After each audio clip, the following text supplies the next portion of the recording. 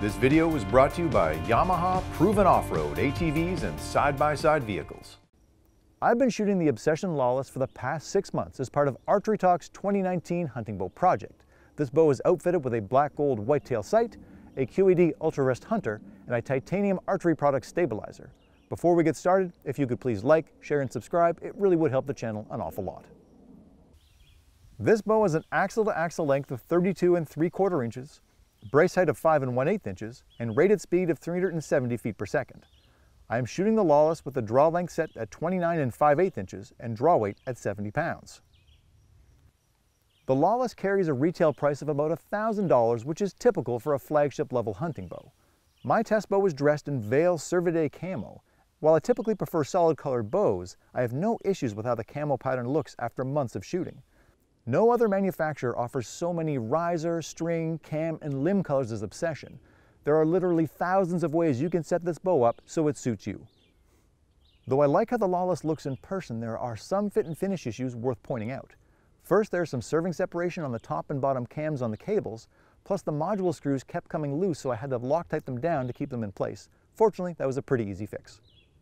A bow's grip is always one of my major concerns, and the Lawless shines in this area. The flat front gives me repeatable performance, and the wooden inlays add a touch of style. Drawing the Lawless back feels pretty much like you'd expect from any speed bow. It's a fairly stiff draw cycle, but you've got to pay for that speed somewhere. As the draw cycle wraps up, you end in a fairly short valley and are greeted by a rock-solid back wall thanks to the Lawless's limb stops. Stability was definitely better than I expected out of a bow with such a short brace height. The shortish valley means the bow will get jumpy on you if you relax too much. That tends to make me stay stronger on the shot and results in better downrange accuracy and overall consistency. Of course, there is a downside to having a short valley, and that's when you're at full draw waiting for a deer or elk to get into position, but the Lawless isn't so nasty that you can't hold it for a long time if need be. After the shot, the Lawless is on the noisy side and produces a bit more vibration than I'd prefer. When I was setting up the Lawless, I had some concerns when it came to tuning, as this is a speed bow with a super short brace height, but I was pleasantly surprised. Though I normally prefer to have yokes to play with aeroflight, this bow gave me bullet holes and straight aeroflight right from the get-go.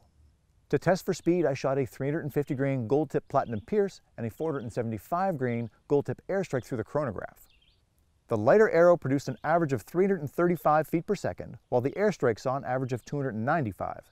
Those are great speeds out of most any bow, but nowhere near the 370 foot per second rated speed of the Lawless, and unfortunately that has been a common reoccurrence for me with Obsession bows. Regardless, the Obsession Lawless is still plenty fast, and with its impressive downrange accuracy and choices of colors and strings and cams and risers, it's a bow worth checking out.